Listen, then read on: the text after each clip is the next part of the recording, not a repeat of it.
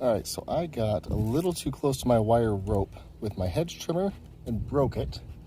And so I need to extend it a little bit to get back up to where it was hanging up to hold up these lights. And to do that, I'm just going to use these little wire rope clips to make a loop here so I can connect a little bit extra length to make up the distance that I lost here. So these come in all different sizes, these wire rope clips. You simply take off these nuts, and this deal slides off, so you have a U-shape bolt with threads on either side, and then this kind of clamp part. And you can just make a loop, kind of any size on your wire rope. And then you just sandwich this between and put this deal on top. And the only key, if I can fumble my way around here, the key to make sure that you do is get the wire into this U-shaped part on this clamp, but you don't have to be super precise as you're getting things started. As long as you can get these nuts on and start to snug things up, you can kind of get things snug, see that you're kind of where you want it. Loop size isn't overly important for my case, so I can just kind of hand tighten these, and then I'll use a socket to tighten these up the rest of the way.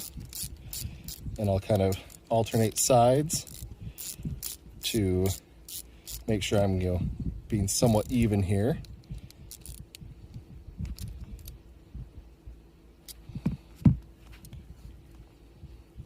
Now that I've got the loop on there, I can add any sort of extension that I'll need, because I've lost about 6 inches total of wire, because it's about 3 inches loop back, and I'm gonna have to do the same thing up above.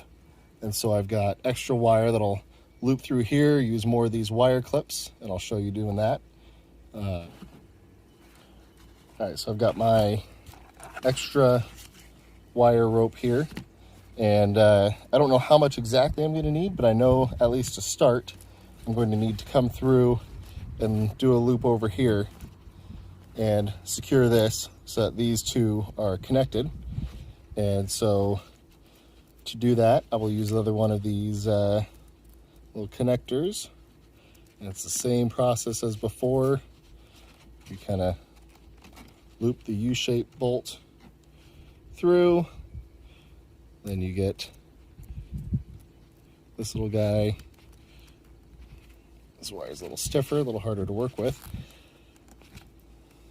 You get this guy shoved up in there and get it good enough to start these bolts,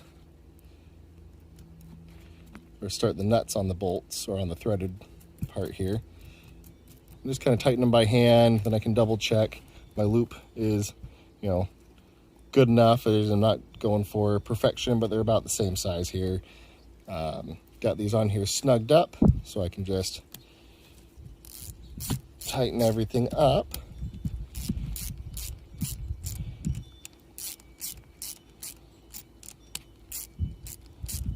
And alternate sides just so that I have even pressure on both sides. And that way nothing is going to want to slip when these have tension on them. I'm going to re-come through here, pull it tight to where it was. And this is going to be hard for you guys to see anything. But get the U through there. And then take the little clamp and make sure I'm kind of going the right direction. And just hold it in place while I get the nuts started.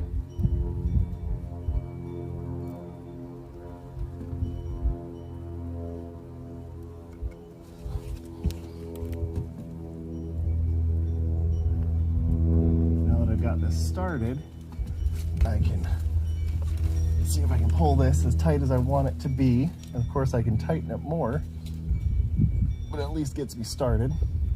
gets me close to where I want to be. Then I can just kind of tighten both of those nuts up by hand while still pulling on the wire rope to keep tension on it. And then use the wrench or the ratchet to tighten the nuts up a little bit further. And then now that it's snug, I don't have to keep tension on the wire rope. It's got enough tension for now, and I can tighten this up.